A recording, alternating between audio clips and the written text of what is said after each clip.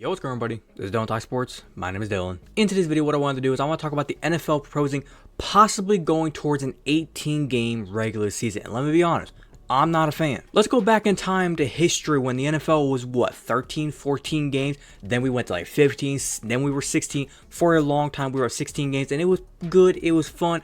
Could we have maybe gone to 17? Possibly. We are now at 17 games, and it's fun. It's perfect. I think it's exactly what we need.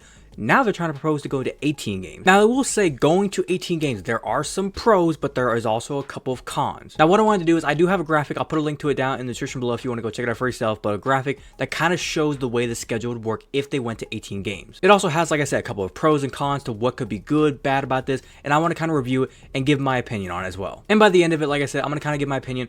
Do I think this is the right thing? Should the NFL go forward with it, or should they maybe think twice about this and possibly stay with the 17-game regular season? So without further ado, I'm going to get straight into this. If you're going to enjoy it, as always, make sure you're going to drop a like onto this video. Be very much appreciated if you do so. But without further ado, let's get into it.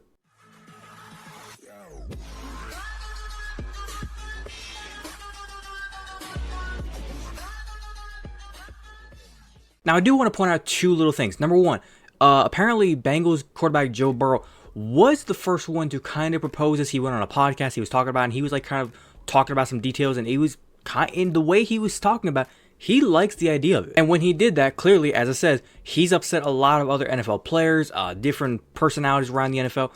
Players don't like it because it means more football to play, more responsibilities of taking care of their body, more chances to get injured. And from right here, Adam Schefter, he went on the Pat McAfee show back on July 15th, and he basically said it's only a matter of time before the NFL has an 18-game week season, but it will have 2 bye weeks. Now, this right here is, like I said, the kind of article that showcases everything about this 18-game regular season. Now, obviously, the kind of the main focal point, if we're going to have 18 regular season games, maybe we're going to have to add a game somewhere. What do we do that? We take away a preseason game. So right here, we're going to be reducing down to 2 preseason games, which already, that's a con. I'll talk about that in a second. We're going to go from 17 regular season games to 18 regular season games, meaning we're going to go from 3 preseason games to 2 preseason games. And then whenever it comes to who's your opponent's going to be, it says here 3 opponents are going to be 6 division games. So basically, like your home and home for whatever division you're in, you're going to have your home and away for your 3 opponents. That's your 6 games right there. You're going to have 4 games against a division in the conference. So let's say for the Cleveland Browns, we're going to have our 6 games against the Ravens, Bengals, and Steelers. As it says, 4 games versus a division in the conference. Let's just say the AFC East, for example. 4 games against a division out of conference. So let's just say the NFC West, maybe, for example. And then we also going to have 2 games versus equal strength opponents of the other two in conference divisions, as well as 2 more games versus equal strength opponents of the other 3 out of conference divisions. Basically meaning, like I said, like I said earlier, we're gonna have if we're the Browns, we're gonna be playing our North opponents. If I said the AFC East, then the other 2 teams. So basically, whatever rank you were in your division, if you were first, second, third, or fourth, they're gonna take that equal strength opponent, put you to play them. And then with the NFC, like I said, if we were going to be playing, let's say, the NFC West, then they're going to take out of the other 3 conferences, the East, the South, and the North. They're going to just kind of pick 2 opponents at random, like I said, based off of your first, second, third, or fourth. If you need a better graphic, I have it right here.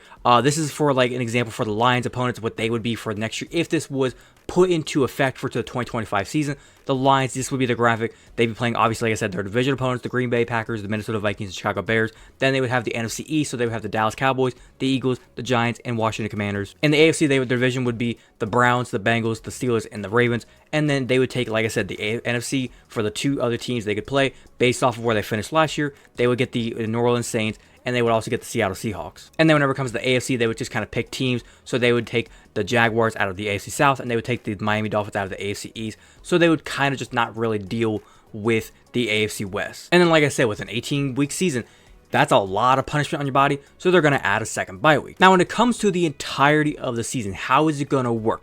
As we know, when the season ends, the free agency is like the next thing that kind of happens. Free agency, you do have the kind of the combine and everything, but we're looking at this schedule right here. We have free agency, and I'll kind of make it bigger so you guys can see it better. We have free agency, then we go to the draft. Free agency will be still kind of around the same time, March 12th. Then we have the draft still kind of the same time. Training camp, Hall of Fame game, it's still kind of the same time this year. The Hall of Fame game, I believe, is August 1st. So August 1st, July 31st, still kind of the same thing. We have that preseason game for the August 8th. Next preseason game for August 2nd, or August 15th, my bad. This right here is where I'm going to have to stop and talk about this. Cut down day being August 19th. We are so used to being able to have a preseason game that week being like a third preseason game for like right now, and in the past being like a fourth preseason game the week after that. Usually the cuts are like going from like 90 players down to like 80 players, maybe like 85 players, down to like 78 players to like 72 players, and then eventually you slowly kind of cut down. Now it's going to be like you're going to go from that first preseason game cutting down to like maybe like 82 players. The second preseason game, now you got to go from 82 all the way down to 53. So that is going to be, I think, more harder on the GMs and like the front offices, because they're going to have to like really quickly decide what players do I like and what players do I not like. And also it's going to probably impact a lot more of people wondering, why aren't the stars playing the preseason games? Usually we understand why they're not playing. Usually they don't even want to play. Maybe if they do play, it's like one drive. Now there's going to be no reason for them to even play, especially like if they're already guaranteed the roster spot, they're already paid big time contracts. Why do they need to play? When it comes to the preseason games, you're going to be pretty much saying you have two chances whenever it comes to like your scrubs, your late round rookies, your guys that are trying to make the team that they probably have no chance to make a team unless they go out there and ball out. This is their opportunity, and they got two chances, three if they have the Hall of Fame game. But this year we have the Ravens and Texans. So if this were in effect this year, the Ravens and Texans, rookies and like guys that are trying to make the team, they would have three chances. Everybody else, two chances. That's all you get. Now, when it comes to the actual season, usually the first week is usually like the September 7th to like September 11th, usually like within that like kind of weekend. Now, that would actually be week 2. We would have week 1 generally when that last preseason game usually was. Now, kind of like whenever the last preseason game is kind of right now. The trade deadline would be November 2nd, which is kind of better. Usually it was like, last week in October, they did decide to say they were going to push it back.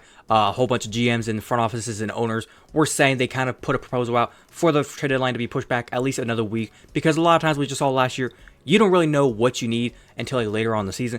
If trade line is like week 8, week 7, there's no telling what you really need at that point. Now here's where we get funny. Look down there at the bottom. Usually the regular season used to be over like that last week right before New Year's Eve. That was it. These days, it's over like that first week in January. Now we're going like mid-January before the season's even over. And one thing I'm noticing is the conference championship game is happening whenever the Pro Bowl is happening. So it's like you're kind of pushing everything back just like 1 week, but it feels like so much more when you really look at it. And I think the really big important thing why they're doing this is because the Super Bowl, it's going to be pushed back to President's Day weekend, Monday. Everybody's off on that weekend. Work, usually every job most of the time cancels off, closes up for President's Day. So they're trying to make it to where like, if you want to go watch Super Bowl, go get drunk, go to the game, go have a good time. You don't have to wake up Monday morning and be like, oh my God, I got a bad hangover. Oh, I got to go to work. Now it's like, do what you got to do. Have fun, enjoy. If you're a fan of one of the teams, hopefully good luck to you. And Monday morning when you wake up feeling crappier than ever, you don't have to worry about going to work now. Plus also it kind of feeds in for the kids as well, because kids will have school off. So now parents can also take their kids to the games.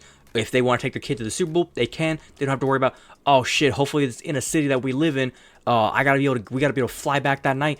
Flights are a mess whenever it comes to Super Bowl. You're never going to get back. So now it's like don't have to worry about missing work or missing school. Now, like I said, whenever it comes to pros and cons. Pros. I would say pros are longer seasons. So for a fan, we're getting more football. That's nice. Pros, like I said, the President's Day weekend Super Bowl. That's nice. And the other kind of pro is the preseason games. We want to see our stars playing. So it's like we don't really mind the preseason games being gone. And now whenever it comes to the cons, I would say cons are, like I said, having 2 preseason games, that's going to hurt a lot for like the players, like I said, that are trying to make the team. They're trying to do everything they can to get on the roster. Now they have those 2 limited chances. So now it's like you're literally crossing every single finger and toe and anything you can cross in your body to hope to God you make the team. The other con, how many players do you think are going to get hurt? I honestly feel like this trade deadline should be pushed back to like week 14, to be honest, because do you know the amount of players are going to get hurt throughout this entire season? Even though there's 2 bye weeks, who says a team doesn't get fucked with their bye weeks and say they get like a bye week 6 and the other bye week be like week 10? Like, you're fucked. Or who knows if you get like a bye week, like I said, week 5, and then your other bye week isn't until like week 14. Like, there's going to be mathematics and like physics of like, when do you want your bye weeks? Do you want it to be like 2 really close ones? Do you want it to be like really spaced apart? Do you want them like evenly spaced apart? How do you kind of want it? That's going to be a factor. But I'm going to kind of wrap it up by saying this. Is this a good proposal? It's a good proposal on paper.